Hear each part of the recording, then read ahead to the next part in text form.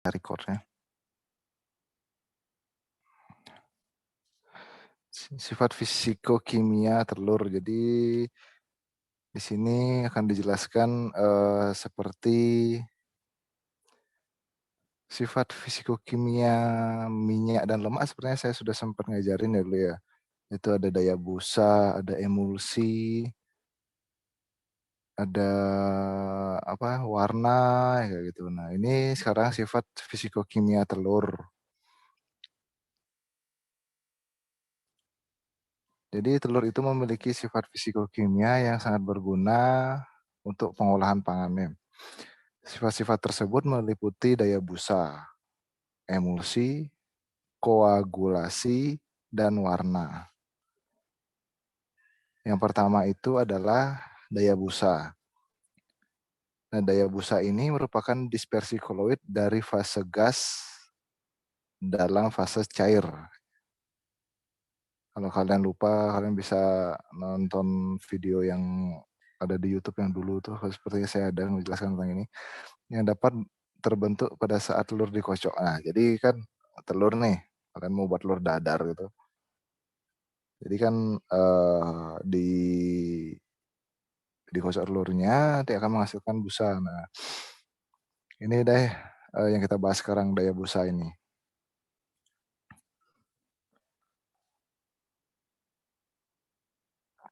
Jadi busa itu adalah dispersi, saya ulangi ya, busa itu merupakan dispersi koloid dari fase gas dalam fase cair yang dapat terbentuk pada saat telur itu dikocok ya. Mekanisme terbentuknya busa telur itu karena terbukanya ikatan-ikatan dalam molekul protein sehingga rantai protein menjadi lebih panjang. Ingat, terbukanya ikatan-ikatan dalam molekul protein sehingga rantai protein jadi lebih panjang. Kemudian ada udara nih yang masuk di antara molekul-molekul yang terbuka rantainya itu. Udara yang masuk dan tertahan di dalamnya, dalam molekul-molekulnya udara tersebut, maka terjadi pengembangan volume. Itu. Kemudian busa itu pun dibentuk oleh beberapa protein dalam putih telur yang mempunyai kemampuan dan fungsi yang berbeda-beda ya. Yaitu ada ovomusin. Ini mampu membentuk lapisan atau film yang tidak larut dalam air dan dapat menstabilkan busa yang terbentuk. Kemudian yang kedua ada globulin yang punya kemampuan untuk meningkatkan kekentalan dan menurunkan kecenderungan pemisahan cairan dari gelembung udara, serta juga dapat menurunkan tegangan permukaan, sehingga membantu tahapan pembentukan busa. Yang terakhir ada ovalbumin. Ini protein yang dapat membantu membentuk busa yang kuat. Kalian pasti belum sempat dijelasin dulu ya, apa itu ovomusin, apa itu globulin, dan apa itu ovalbumin. Jadi kalau ovomusin ini adalah glikoprotein ya. Glikoprotein, glikogen, dan protein. Di sana ada karbohidrat dan protein ya. Ovomusin ini glikoprotein yang ditemukan pada putih telur ya, utama itu ada di putih telur. Kemudian ada juga di kalaza. Kalaza itu kan yang bentuk kayak benang yang nempel di kuning telur. Nah, itu. Dan juga dari membran vetilen. Itu namanya. Di sanalah letak dari ovomusin. Yang berikutnya itu ada globulin di sini. Globulin itu adalah protein yang tidak larut dalam air tapi larut dalam pram encer ya. Coba kalian cari pram encer itu apa. Globulin itu terdapat dalam darah ya. Jadi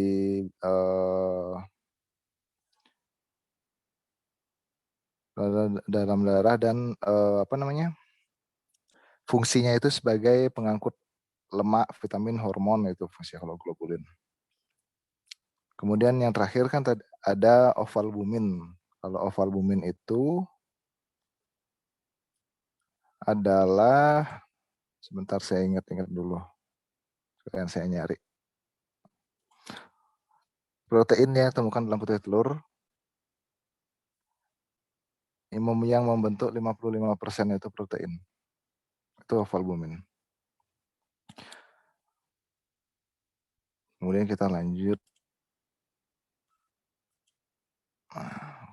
Lalu ada volume dan kestabilan busa. Ada beberapa faktor nih yang mempengaruhi volume dan kestabilan busa yang terbentuk dari telur. Yang pertama itu adalah suhu, lalu umur telur, kualitas telur, pH, lemah pengocokan, dan bahan lain yang ditambahkan.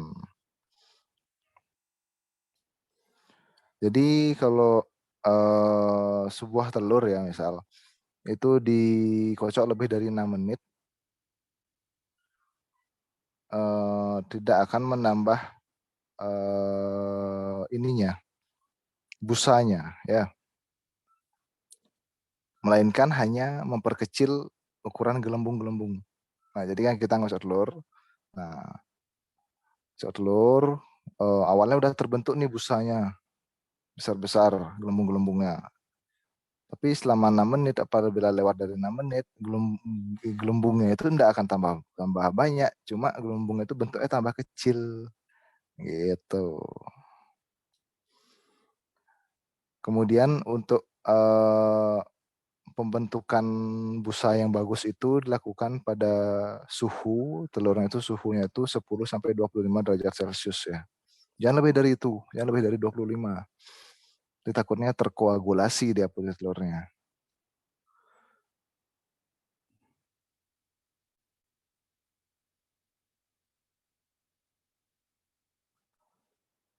Ya, jadi seperti itu lama pengocokan. Kualitas telur ini ya berpengaruh apabila telurnya itu sudah putih telurnya itu sudah cair, nah, itu kan sudah rusak itu ya. Jadi protein-protein di dalam putih telur itu akan rusak juga, jadi tidak akan bagus mengembangnya nantinya. pH juga berpengaruh karena pH itu nanti berkaitan dengan ini koagulasi dari putih telurnya. Ntar akan saya bahas tentang koagulasi.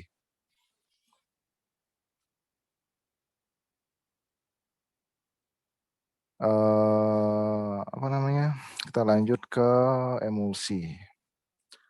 Nah, emulsi ini merupakan suatu dispersi partikel minyak atau lemak dalam air atau air dalam minyak. Contohnya kuning telur adalah suatu emulsi minyak dalam air. Kuning telur itu minyak dalam air ya, atau lemak dalam air.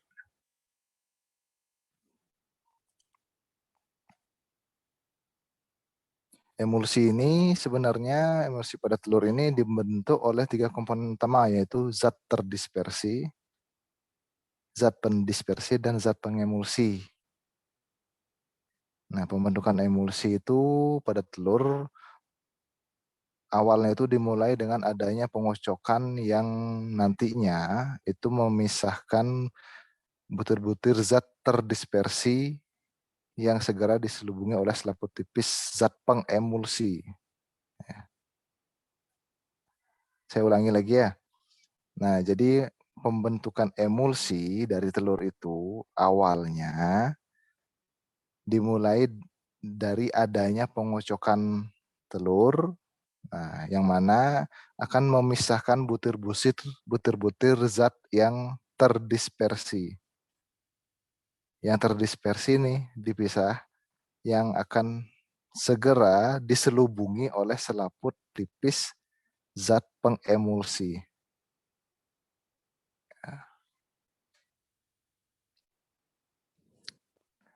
Kemudian tentang emulsi lagi sebentar loh. Ini berikutnya tentang apa nih? Oh, koagulasi. Masih ya tentang emulsi. Putih telur itu mempunyai daya emulsi yang sedang ya. Putih telur nih, daya emulsinya sedang. Sedangkan kuning telur itu adalah emulsifier yang kuat. Coba emulsifier itu apa? Kalau masih ingat emulsifier. Chris, emulsifier apa Chris?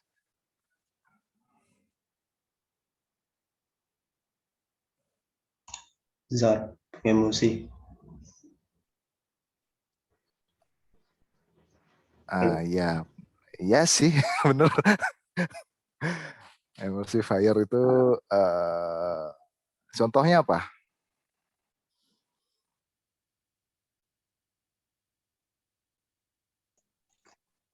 Kuning telur. Ya selain itulah, coba selain itu. Ovalet. Hmm, SP. Itu Pak. ya, emulsifier itu kalau sabun tuh emulsifier ya? Iya, sabun. Iya. Nah, itulah.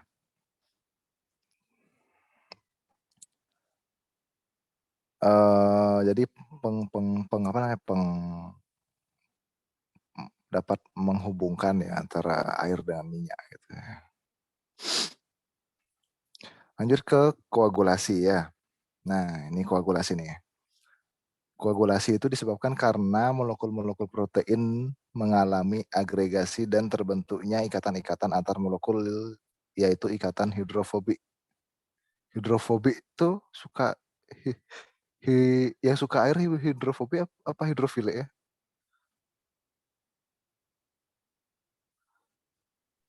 Yang suka filik. Yang suka filik ya? Kan soalnya fobik biasanya nggak suka. Homofobia gitu. Oh, Ya, masa gitu, Del? Ya, pokoknya untuk ikatan hidrofobik, ikatan hidrogen, dan ikatan disulfida. Ada ikatan-ikatan tersebut menyebabkan protein yang terkoagulasi bersifat tidak larut. Protein yang terkoagulasi itu protein yang sudah padat. Nih, kan contohnya di gambar ini ya. Putih telurnya itu memadat, itu artinya sudah terkoagulasi dia. Penyebab-penyebabnya itu bisa dari panas. Bisa dari panas, bisa dari pH juga, bisa juga dari garam. Itu tiga faktor yang sangat berpengaruh. Nah, ada suhu. Kok ada suhu di sini? Saya mau hapus. Ya, ada suhu, ada pH, ada garam gitu. Makanya kalau kita buat goreng telur tuh ya nggak usah lah suhunya panas banget. Di atas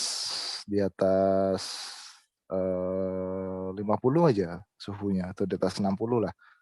Pasti putih telur itu sudah memadat. Jadi suhu itu sangat mempengaruhi. Kemudian pH juga. pH. Jadi protein itu dapat terdenaturasi karena penurunan pH. pH dari mana? Ya pH dari ininya, telurnya itu sendiri juga bisa. Atau mungkin kalian punya wajan yang tadinya bekas makanan yang asam-asam gitu, taruh kalian pakai goreng, tiba-tiba langsung kok langsung padat nih putihnya gitu. Ya, karena ada penurunan pH. Selain itu karena garam kan, garamnya ini gitu.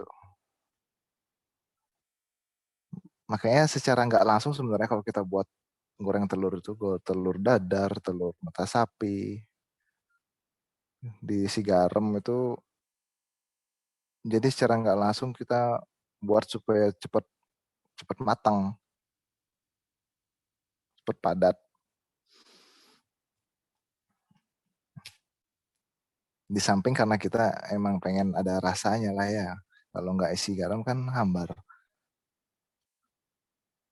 Nah, untuk ini garam-garam yang dapat menyebabkan koagulasi itu ada NaCl, ada CaCl2, ada MgCl2 itu juga, dan masih banyak lagi sebenarnya.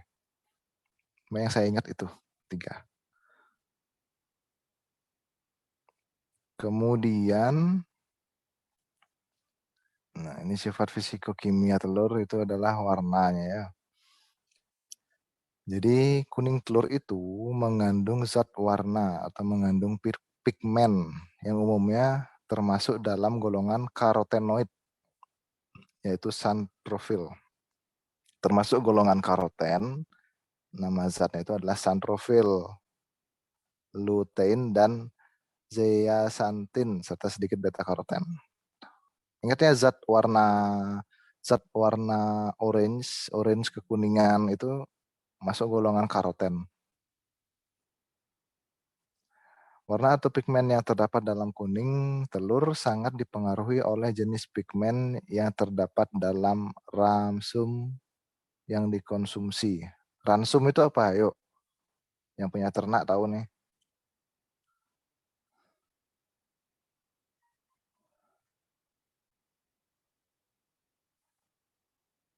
Ransum itu pakan ya kalau nggak salah ya.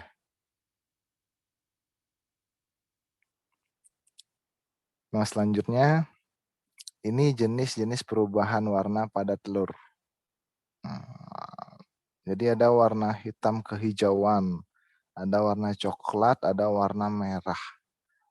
Hitam kehijauan ini disebabkan oleh pemanasan yang terlalu lama sehingga terbentuk ikatan Fe dan dengan S. Fe itu apa? Yuk, Fe itu apa? Del.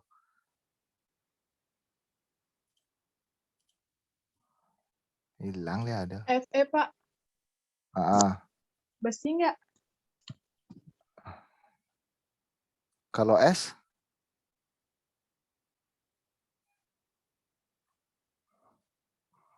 Yo. Belerang, sulfur. Sulfur, ya betul. Ya, aku kayak ngajar anak SD ya kayak gini ya. Ya itu dah. Karena ada ikatan antara besi dengan sulfur, jadinya makanya warnanya hitam kehijauan. Disebabkan oleh pemanasan yang terlalu lama. Ya. Kemudian ada warna coklat nih. Disebabkan terjadi reaksi pencoklatan. Sehingga terbentuk karbonilamin. Reaksi Browning pada protein itu disebut apa? Kalau pada apa namanya? Gula, karbohidrat kan disebut karamelisasi. Protein apa? Kayaknya itu di mata Bulat, kuliah. Pak. Oke, good. Bentar, ini Adel kok fotonya si Dayu sih? Itu Dayu tadi yang ngomong, Pak, bukan saya. Oh gitu. Oh gitu ya. Ya, ya itulah. Nah, abisnya di sini fotonya Dayu, tapi namanya Adel gitu. Dan di namanya Adel, fotonya Dayu juga. Error aja tuh, Pak. Ya udah. Kemudian warna merah yang disebabkan oleh ikatan kompleks antara konalbumin dengan ion besi Fe. Gitu. Jadi itu sifat-sifat fisikokimia yang ada pada telur. Oh, sudah selesai. Kalian ada saya kasih tugas kan ya? Ada nggak ya? Lupa no. Ada, Pak. Oh iya ada. Oh ya, tapi setelah gini ya, setelah UTS ya. Iya, iya, iya, iya. Ya deh, setelah UTS itu dikumpulnya. Ya segitu aja materi untuk sifat fisikokimia. Ada yang kalian bingung nggak? Ini tak off dulu deh recordnya.